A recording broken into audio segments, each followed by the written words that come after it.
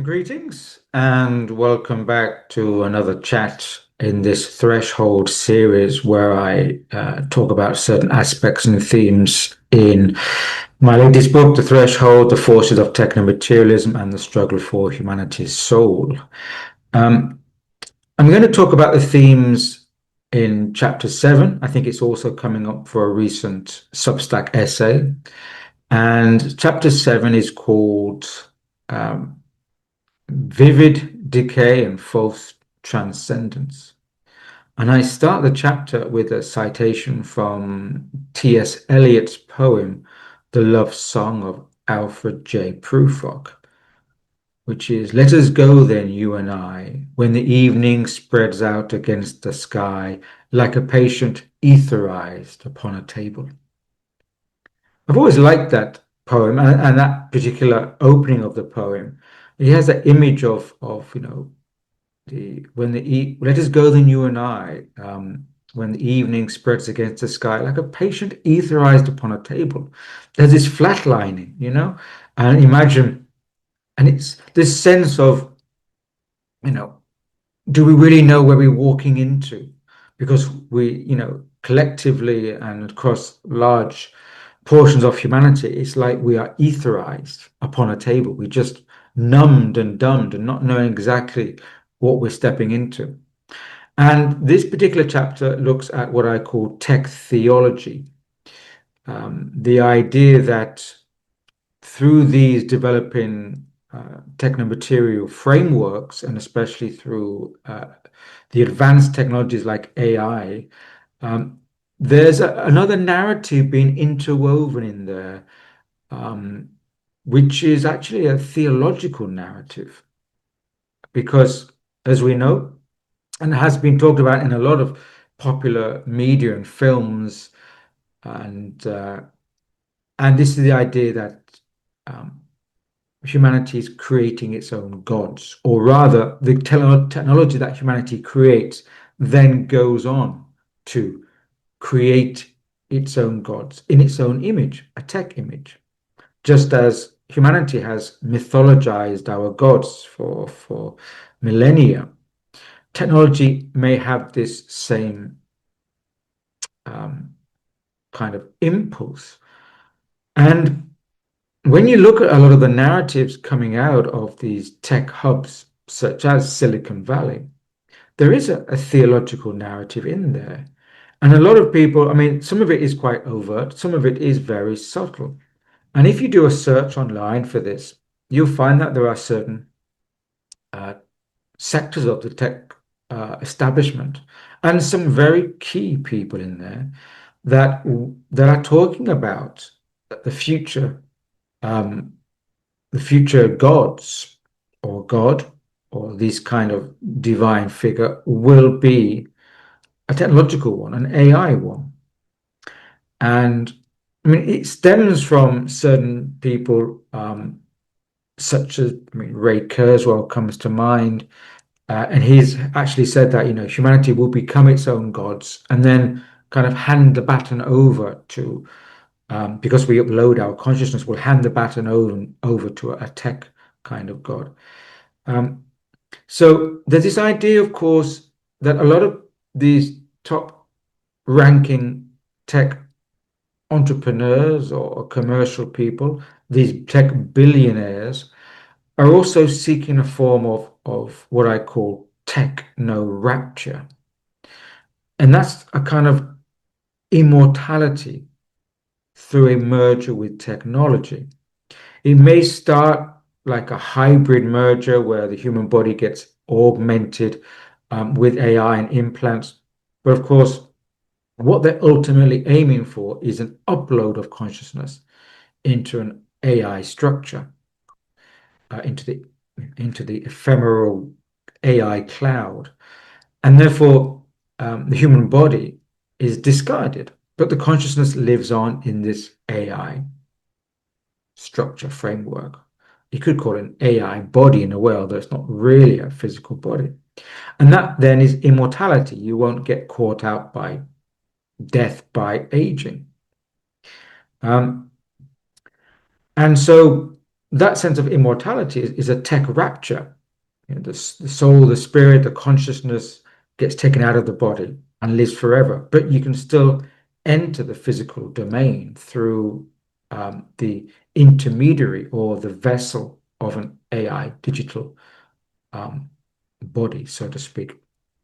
And I've talked about this before. I've talked about it several books back. I introduced the idea of the weak body hypothesis in my 2021 book, Hijacking Reality, is that these tech sectors of society are putting forward more and more the idea that the human physical, organic, carbon-based body is weak.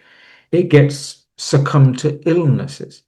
It breaks down, it decays quite quickly, it dies. And so the idea of a weak body is it's as if the human organic body is the weakest link in the chain, and therefore we have to replace it with a tech substitute.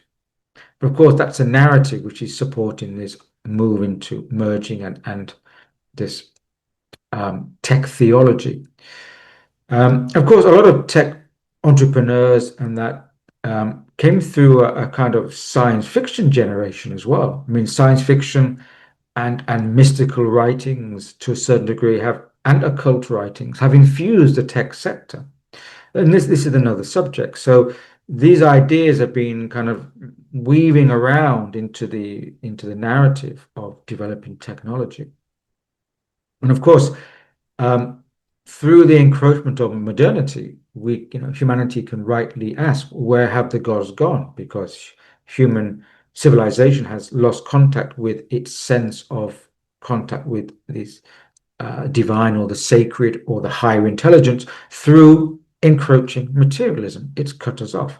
And that's the whole point of what I'm writing about in this book, The Threshold, is that um, the trajectory of increased materialism will cut humanity off from contact to spiritual metaphysical impulses, which is more or less an evolutionary cul-de-sac for humanity, which reminds me of another T.S. Eliot poem, an extract from the Hollow Men, which is a famous line. And T.S. Eliot says, um, something like, "That's the way the world will end, not with a bang, but with a whimper." Um, and I think that again, that correlates with a potential anti-evolutionary, anti-life trajectory.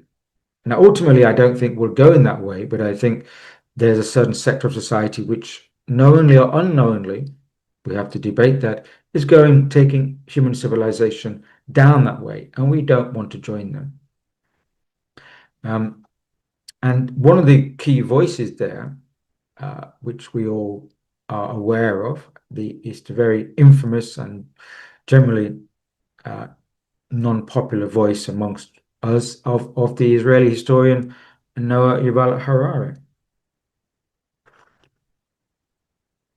And he stated this relationship between the theological narrative and technology quite brazenly. And I quote, although I don't often like to mention his words directly, I think they're very telling. We have to be aware of what this narrative, how it's being established. And they're at a conference not so long ago, well, the other year ago, Yuval Noah Harari. Uh, sorry, I got a word in name back to front last time. It's Yuval Noah Harari. He says, and I quote his words from the speech he gave from this conference. I should give the conference name just to make sure. Yeah. This was actually reproduced in the Times of Israel from May 2023. So the conference proceedings were put out in 2023. He says, quote, "In the future, we might see the first cults and religions in history whose revered texts were written by a non-human intelligence. Of course, religions throughout history claimed that their holy books were written by unknown intelligence. This was never true before. This could become true very, very quickly with far-reaching consequences. For thousands of years, prophets and poets and politicians have used language and storytelling in order to manipulate and to control people and to reshape society. Now, AI is likely to be able to do it. So, the first line he starts off, we might see the first cults and religions in history whose revered texts were written by non-human intelligence. Who would that be? Of course, AI. He then goes on to say, of course, religions throughout history have all claimed their books were written by an unknown intelligence, like a divine intelligence. This was never true before. So, in that one sentence, he's dismissed the whole history of human religious thought and practice. It was never true. The holy books weren't written by an unknown human intelligence. Well, I don't know who they were written by then, but he's saying that was not true. But in the future, we may see the first religions whose holy books were written by a non-human intelligence, AI. And then he says, for thousands of years, prophets and poets and politicians have used language and storytelling, i.e., religious texts, in order to manipulate and to control people and reshape society. Now AI is likely to be able to do it. So AI will become the new religious kind of, uh, the new God in a sense. Um, so this, and of course, there's been other narratives, people talking about, demons and angels and gods, all within this kind of text structure and summoning demons and all this. So if you look into this, and this is, I'm not, I think I'm stating the obvious for anyone who looks into it, that this tech narrative is heavily imbibed with religious theological narratives, including gods, angels, and demons. And do we really want this, the next stage of this huge advancement in creating this form of intellect, form of intelligence to some degree, imbued with or given from our side, the human side, these overlays of this theological narrative or theological hope or whatever that is being kind of impregnated into technology. And and there are already certain cults growing up, developing now, which are putting the AI God there and saying the AI is going to write the next holy book. We are going to go to church and speak to an AI. The AI will probably, you know, and again, if you look at people's interaction with these language models, such as ChatGPT, for example, and people have been saying they're having spiritual experiences from this interchange, that they're treating this you know online chat language model like a guru. And so already these threads are being woven into this tapestry of mixing tech into a divine mixture. And as I mentioned in a previous video, the idea of mechanical arts being entwined with religious practices is centuries old. It's been going back, way back to the monastery Middle Ages and before, whereby there's this sense of pursuit of knowledge, and obviously mechanical arts technology enables perhaps humanity to create interfaces to the divine, to our sense of the God or gods. But now, of course, it's getting worrying because the AI can take that narrative and we don't know where it's going to run with it, quite literally. So the idea of tech theology and techno rapture being part of this whole bundle of what's unfolding on the techno scene, I think is significant, and we should keep an eye on it. Now that leads me into a question, because as I put out on my Telegram channel this week, a few days ago, I asked if there's any questions anyone wants to ask for me to address. Please do, because I'll be happy for that interchange. And there was a question, and I think it ties in quite well with this theme. Let me find it. The question was, quote, how do the metabarons and techies react to what you write about them and how people perceive them? How do they deal with it? Do they discuss it? Do they ignore it? Do they wait until it's no longer an issue? So the question is, how do the metabarons, i.e., the top tier of the techie entrepreneurs and developers, how do they react to what you write about them or how people perceive them? I think it's probably better to say how do they react to how people perceive them, because I don't think they're reading what I write. So I don't think they're ever going to respond or react to my thoughts. I'm not on their radar, um, not on many people's radar, which is probably a healthy thing.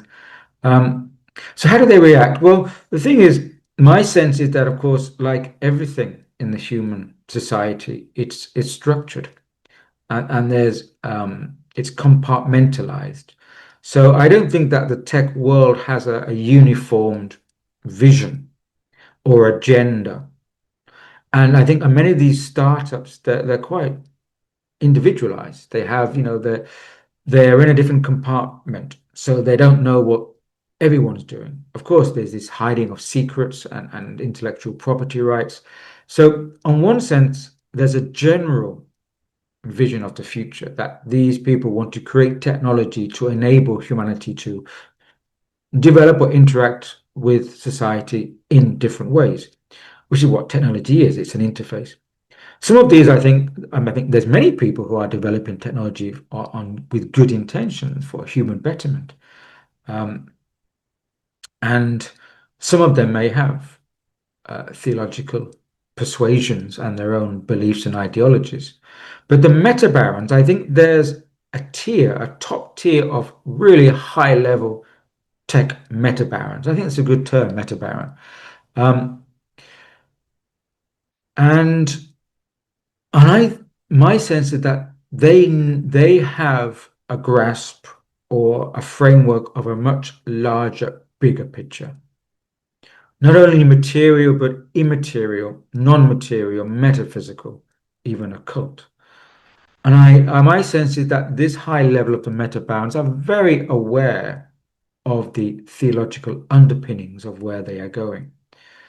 Um, and then you get the lower tier people who are just tech developers and entrepreneurs. So these people engage with the public. They engage with funding mechanisms. They engage with institutions. They engage with trying to roll out their product and their development and their R&D, research and design in a normal social setting.